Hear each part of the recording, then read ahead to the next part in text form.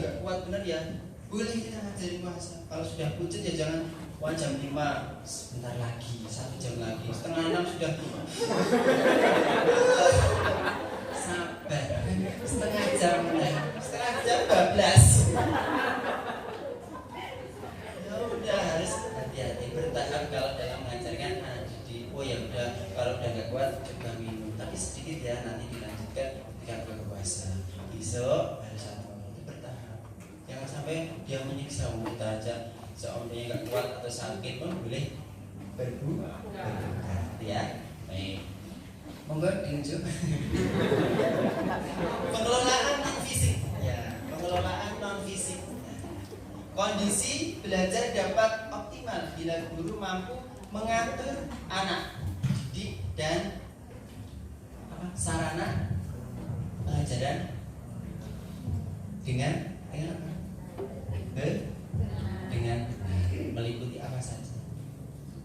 Meliputi 1, pengendalian kelas agar selalu kondusif. Aturan jelas. Kok anak kok masih berisik? Dikandani rame baik, nggak boleh. Kita muntah-muntah sampai kita merem. Hati-hati kalau kita punya penyakit jantung nanti lama-lama. Dengan suara keras juga ini udah, kita harus dengan maka aturan kalau di kelas ada semua aturan ke-7. Ketika sudah di kelas tidak boleh berizin, kita tinggal aja. Ingat aturan ke-7 apa nak? Tidak boleh berisik di dalam kelas. Sanksinya keluar. Anteng kabeh. Nah, aturan jelas. Kita ingatkan. Kalau masih berisik ada yang super berpengaruh, kita ajak bekerja sama. Kita binasakan. Kita bina, kita ajari kerja sama. Nah, kamu adalah, nah kamu itu pintar loh, nah. Kita puji dulu. Karena memang dia pintar. Kadang anak yang pintar, tapi jangan ngomong kamu itu udah ngajinya nggak bisa, ganggu. Udah harus nggak usah TPA. Asik beneran. Nggak usah TPA loh. Temennya ikut semua. Maka kalau menemui anak yang super di situ berpengaruh, pegang dekati dia, apa yang bisa kita peroleh dari dia. Dengan pengaruhnya kita ajari, kita ngobrol face to face. Nah, bantu Ustaz ya. Anak Anda itu hebat, badannya besar, tapi harus bisa bermanfaat biar mendapat pahala. Caranya kan? Bantu Ustaz mengondisikan teman. Siap. Wih, duduk. Dia jalan-jalan, hanya raiso. Minimal dia diem. Lama-lama kan, bapak anteng apa rama kancane. Itu caranya. Ya. Dan itu pun nanti kita bisa untuk mengondisikannya mudah. Ketika dia mengaji, kita mengaji kok mereka berikut, kita tinggal panggil itu. Kalau dulu saya di AM itu namanya Andika. Nah, itu anak yang hebat, pintar, cerdas. Dia sudah Al-Quran, anak yang lain masih ikro.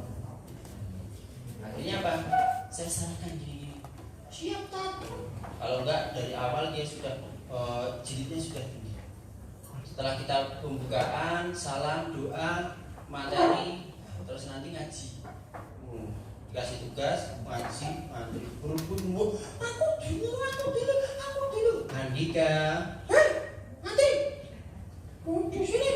Aku dulu. Ikuti.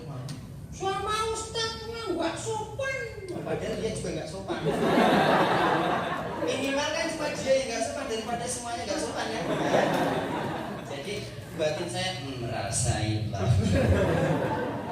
Karena tahu triknya. Jadi kalau kita mau menangkap anak ayam, tangkaplah induknya. Kalau induknya kita tangkap, udah ikut.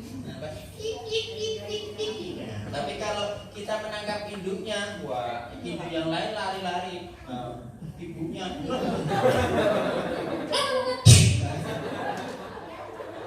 Kaget.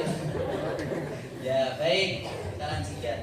Menjalin hubungan interpersonal dengan harmonis. Memahami karakter kumulatif kelas. Terdiri atas 2 kelompok besar, yaitu 1.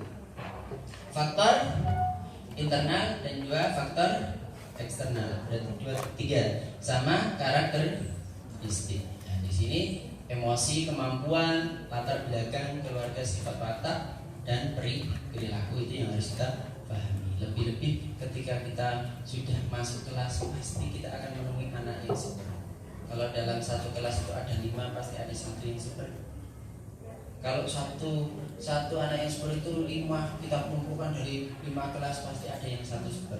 Maka yang paling super pengaruh itu ajaklah bekerja sama. Itu adalah kunci. Jangan sampai malah dikeluarkan. Kalau dikeluarkan bahaya. Tapi anak tutup. Iya, ya anak buahnya ikut semua.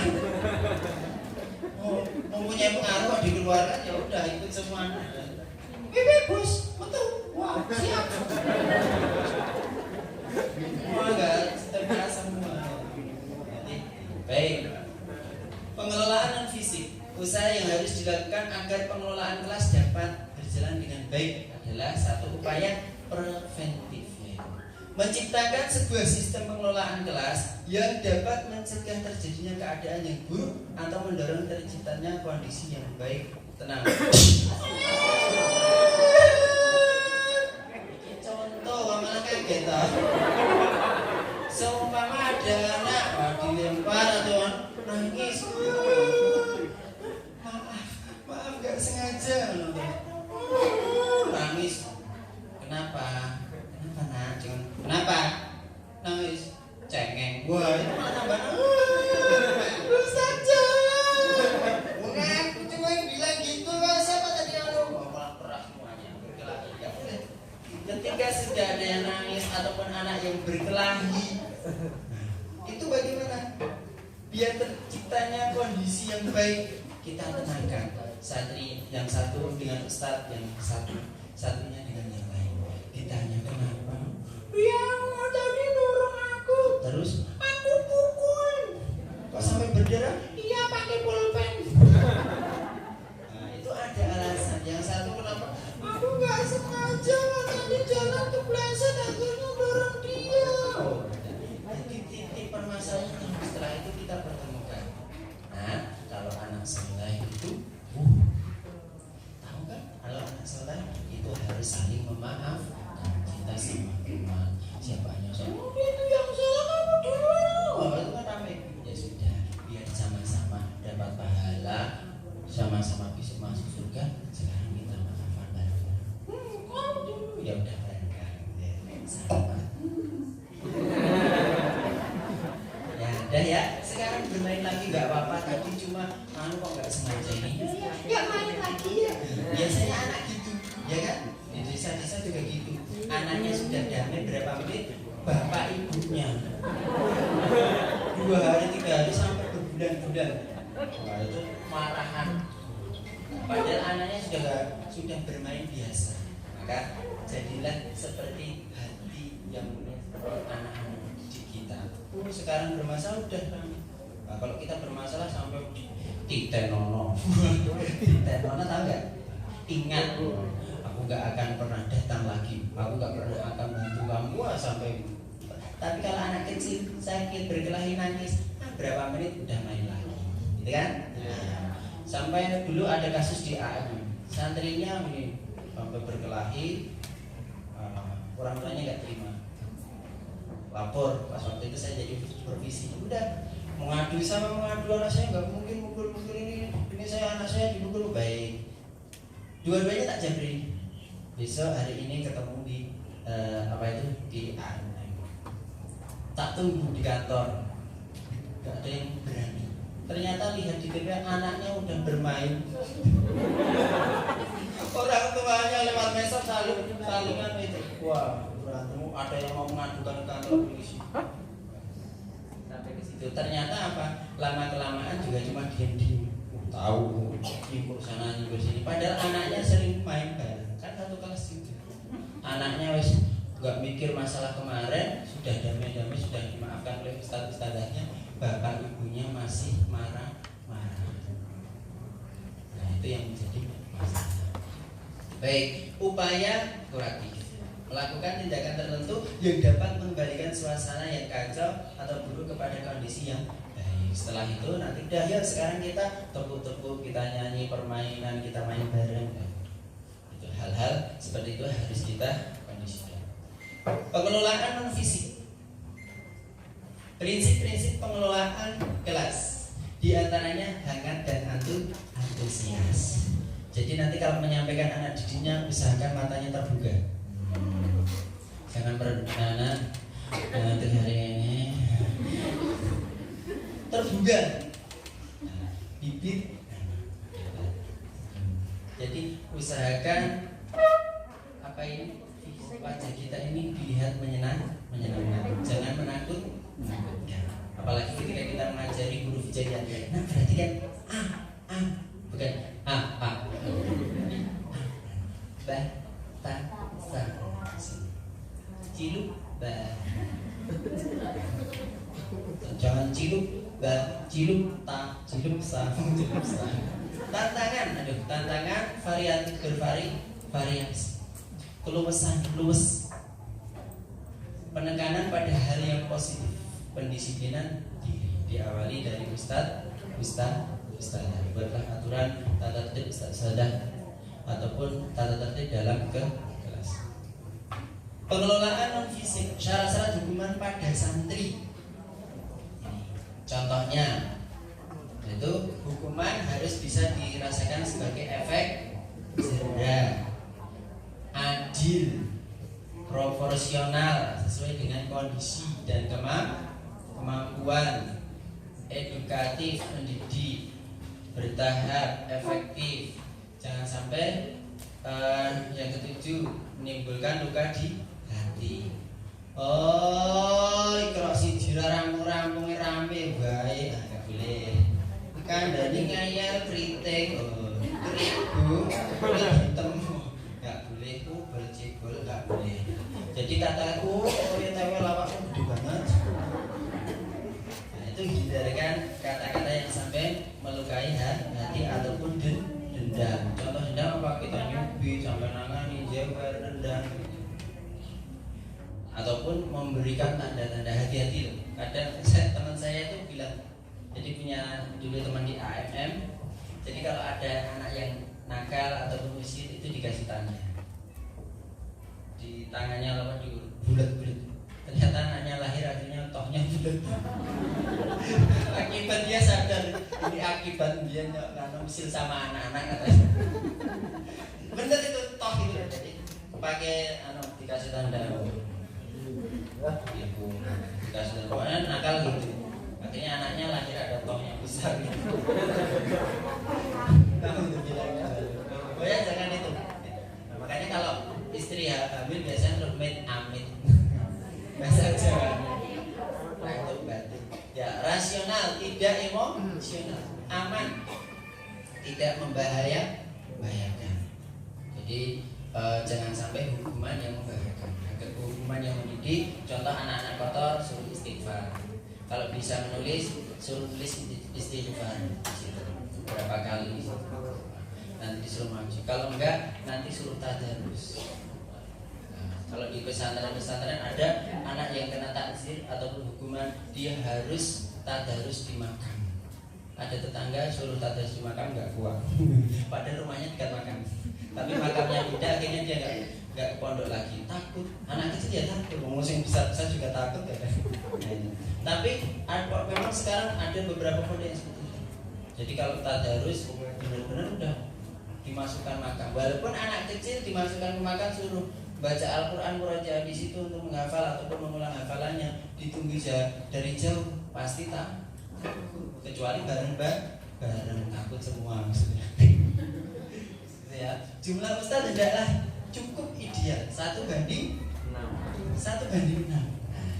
ini guru minimal fasih membaca Al-Quran, menguasai ilmu tajwid, hafal dengan fasih materi hafalan TKA, TPA. Kalau TKA, TPA yang syahadah S1 itu minimal bacaan takbiratul ihram sampai salam hafal gitu ya. 14 bahasa sehari, 14 surah-surah pendek, 2 ayat pilihan dan bisa membaca Al-Quran di sembarang tempat, dan minimal ketika diuji nilainya C+. C+ itu 65. Standar AMDA di apa itu? TPA. Untuk besar-besar TPA. Terus yang ketiga, mampu menulis ayat-ayat Al-Quran. Belum belajar. Ada banyak buku khot menulis. Kalau Ustaz nggak punya buku khot manual pakai bar boleh. Caranya bagaimana? Tulis. Umpama kita mau mengajarkan hari pertama karena anaknya masih 4 tahunan, nulis huruf A semua.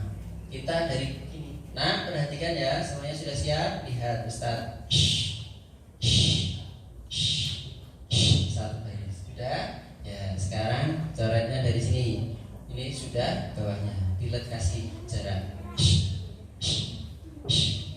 Sudah, bawahnya lagi. Seperti itu. Ya, contoh huruf ba juga gitu. Satu baris. Nanti terus lagi. Kasih titik. Kalau enggak langsung juga enggak apa-apa. Terus nanti coretnya baru gabung.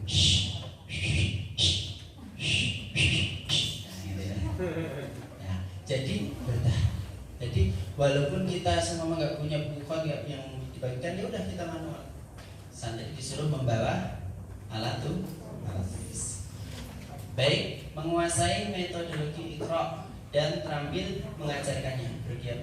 Piagam penataran tingkat dasar. Sudah kan? Tingkat dasarnya yang mahir 1. Nanti Iqra-nya belajar lagi dengan Ustaz ditambahi. Walaupun mungkin awal sudah. Yang kelima yaitu menguasai ke TK TPA. Mengetahui adab-adab baca Al-Quran. Di antaranya berwudu sebelum baca, menghadap kiblat, pakai pakaian yang sopan. Jangan pakai apa itu enggak sopan, harus sopan. Terus terampil dalam BCM. Apa itu? Bermain cerita. Ini adalah salah satu untuk menghidupkan suasana yang kacau, yang kurang kondusif, itu lewat BCM. Jadi mengajar di sisi ini. Terus yang 9, berkepribadian baik, bisa diteladani dan mempunyai semangat juang, berpegang teguh pada kode etik dan tata tertib Ustaz. Maka perlu dibuatlah tata tertib atau kode Ustazah. Ada di TPA-nya Ustaz? Sudah ada? Belum. Yang belum dibuat, yang sudah? Oh, belum tak tulis Pak. Belum ditulis, yang ditulis. Tidak cuma dia. Sudah aturannya di sini, tapi yang harus ditulis. Biar apa? Semuanya tahu. Terutama juga tahu. Contoh kode etik dan tata tertib Ustaz. Yang pertama, menjunjung tinggi ajaran Islam dan berakhlak mulia. Yang kedua, menjaga dan memelihara nama baik yayasan ataupun TPA masing-masing. Saling menghormati baik sesama ustadz, pengurus, wali santri maupun karyawan. Kalau di sana kan ada depot karyawan juga, ada percetakan. Ada yang di sini ada yang mendirikan depot Iqra yang sudah bekerja sama dengan AM. Belum. Nanti biar Ustadz Mirwan atau siapa. Nah, jadi dalam satu daerah itu kalau ada depot Iqra banyak TPA, itu nanti belinya semuanya ke situ. Kalau enggak, kita buat di TPA itu depot Iqra sendiri. Nanti yang beli santri-santrinya. Hasil dari itu nanti untuk kemajuan TPA ataupun Ustadz. Kalau besar di dalam satu daerah itu ada depot Iqra yang besar. Dulu waktu ada berapa tahun bilang di AM di Medan mendirikannya kalau nggak salah 1 tahun bisa beli Avanza. Wow. Masya Allah. Tapi bukan ke situ. Ini untuk kemaslahatan. Dia cuma cerita. Ternyata di apa ya? Kalau kita untuk dakwah akhirnya bisa untuk inventaris biasa. Di sana ada banyak kayak BKP RMI akhirnya bisa untuk fasilitas ataupun untuk Ustaz ini. Mencintai dan menyayangi para santri. Saling menghormati, mencintai. Yang kelima, disiplin dan berdedikasi yang dibuktikan dengan baik. Ini yang harus dibuat. Rajin dan semangat dalam mengajar. Semangat dalam mengajar dan sabar. Hadir 15 menit sebelum pelajaran dimulai atau 10 menit. Nanti tugasnya di sini untuk tadarus. Biasakan tadarus Ustaz Hadan. Kalau kita mengharap anak didik kita itu rajin membaca Al-Quran, minimal. Kalau kita nggak sempat di rumah ketika TPA, berangkatlah 10 atau 15 menit tadarus bersama. Nah, saya dulu waktu di sana juga ada yang buka bergantian. Buka udah jamnya mungkin 15 menit sebelum KPM masuk, udah ada satu yang buka, salam, pimpin doa, terus tadarus. Baca berapa ayat bareng-bareng. Makanya materi hari ini adalah surah Al-Maun. Nah, berarti yang dibaca surah Al-Maun dari tahun basmalah. Dari tahun basmalah kita mulai bersama baca. Nanti kalau ada waktu sesekali tadarus ayatan. Tergantung apa itu TPA-nya masing-masing. 15 menit, dan nanti dalam 15 menit itu juga nanti ada yang berangkat sebelumnya. Makanya menyiapkan. Semakin kita berangkat awal, nanti ketika KPM masuk, kita akan bingung apa materi yang akan kita sampaikan. Tidak meninggalkan kelas selama proses. Nah, ini aturan. Jangan sampai nanti ada tamu wali santri ataupun apa direkturnya nyari nggak tahu, pergi jemput istrinya, antar anaknya, malah pulang ke rumah dulu, angkatin jemuran, padahal jauh banget. Nah, santrinya bingung di mana ini, padahal udah jam 5 lebih. Wah, ternyata ustadznya nggak balik-balik. Ya, kita harus jelas, jangan meninggalkan. Kalau seandainya meninggalkan harus pamit kepada ustadz yang lain ataupun direktur. Kalau kita cuma berdua ya harus pamit satu-satu. Jangan sampai dua-duanya meninggalkan. Yang selanjutnya mengajukan izin 2 hari sebelumnya. Tidak terpaksa berhalangan hadir. Kecuali ketika mengendarai motor terpaksa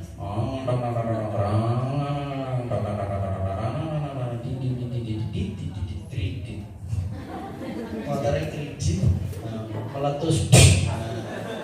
Seumpama lagi masih contoh deh. Banyak meletus. Ustaz, mohon maaf saya nggak bisa berangkat, banyak meletus. Oh iya, nggak apa-apa. Kaget bisa dijadikan tauladan ataupun teladan. Jadi jadilah ustadz yang teladan. Tauladan bukan telatan. Ya, tauladan bukan telatan. Dibuktikan dengan berperilaku Islami. Dalam kehidupan sehari-hari saling memberi salam. Nah, saling memberi salam, berjabat tangan. Makanya nanti ada lagu hadis, saling berjabat tanganlah kamu sekalian. Tak dulu, kok tahu? Yang B aktif mengikuti sholat berjamaah. Nih, jadi saling berjabat tangan dengan yang bukan. Kok saling berjabat tangan? Saling memberi salam, berjabat tangan dengan yang bukan lawan jenis. Aktif mengikuti sholat berjamaah, berpakaian sopan, bersih, rapi, menutup tidak ketat dan tidak transparan. Dulu ada di AMM daftar pakai jeans, malah pakai apa itu celana cancuter. Cowok ini mau ngeband atau apa? Tapi tak lama keluar. Berpakaian sopan, tidak berboncengan dengan lawan jenis yang bukan muhrimnya kecuali pada hewan. Iya kan nggak apa-apa kalau pada hewan. Tidak merokok di depan santri dan di lingkungan ya santri tak bersama. Ini aturan ya. 7 menjaga kekompakan. Kompak dibuktikan dengan apa? Berpartisi sapi masih sapi toh. Berpartisi masih aktif dalam kegiatan yang diselenggarakan. Yang kedua, aktif mengikuti rapat.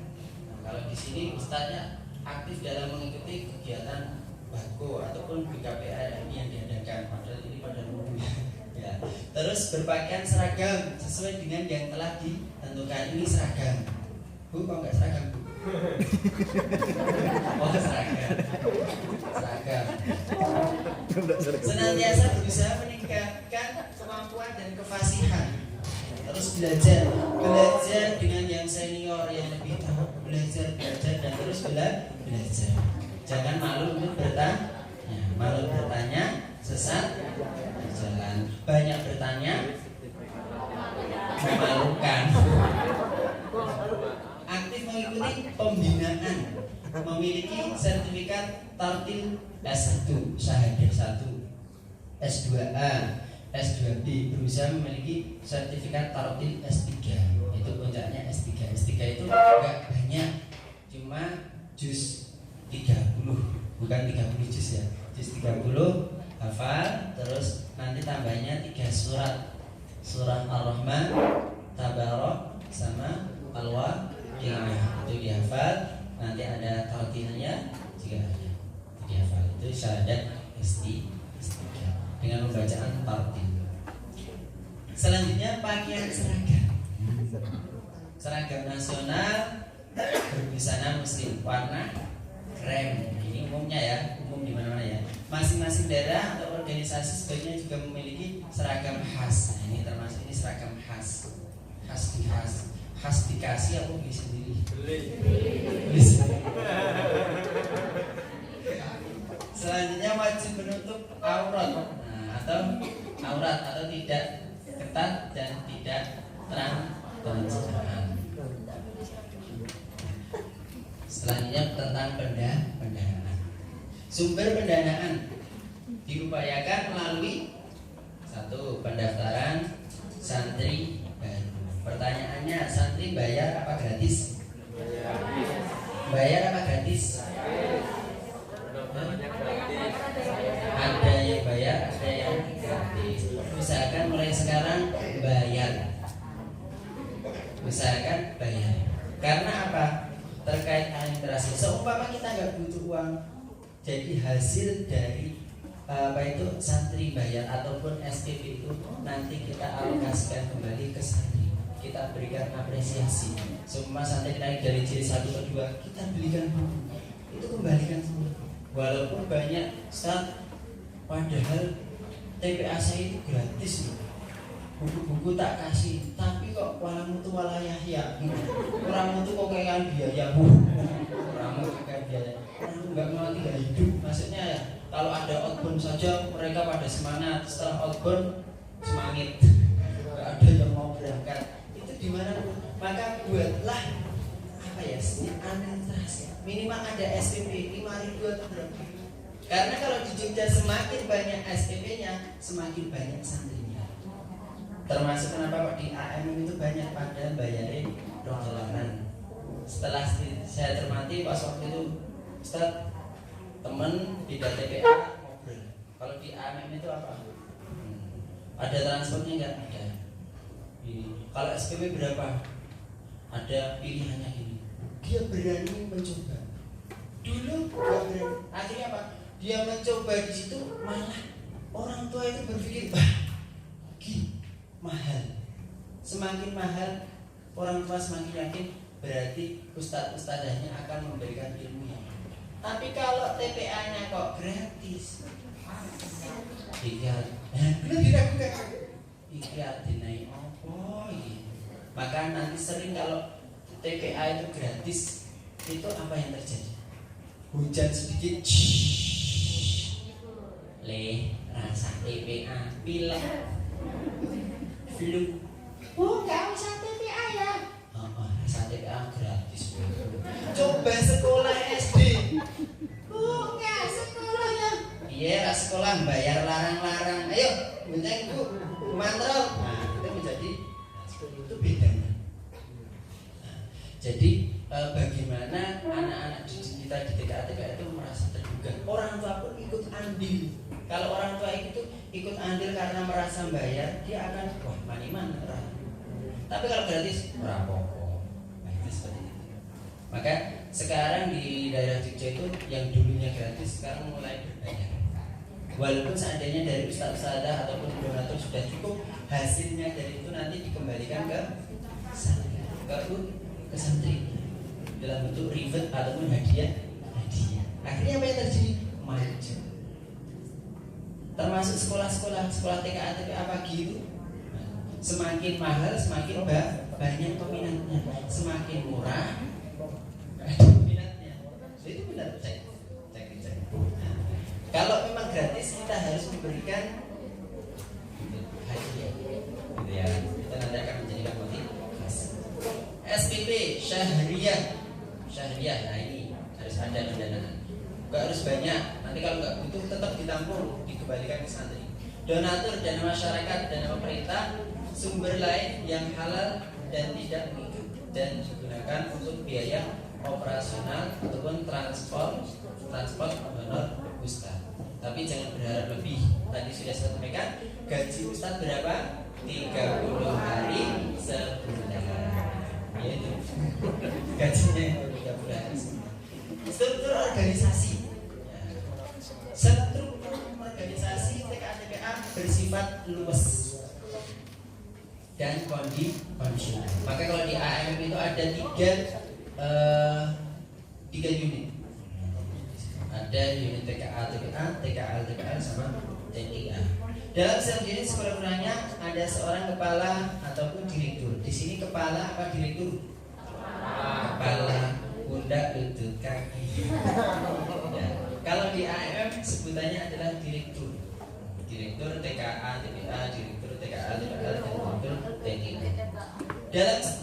Dalam kondisi berkembang, struktur organisasi bisa diubah sesuai kebutuhan. Jadi nggak harus ketuanya harus itu, sekretarisnya harus bisa buat. Kok ini kok banyak? Kita buat 2 unit bisa. Ini contoh struktur organisasi TKA. Contoh saja. Ada takmir, kalau di bawah nanti takmir atau yayasan. Kalau TKA-nya di masjid itu berarti di bawah takmir. Ada si pendidikan, ada direktur. Si pendidikan ini nanti yang istilahnya memberikan dukungan ataupun hal-hal terkait kemajuan di situ. Direktur, kepala, komite, sekretaris, bendahara, dan selanjutnya. Itu ya, ada wali kelas. Inilah manajemen pengelolaan TKA. Semoga selamat mencoba.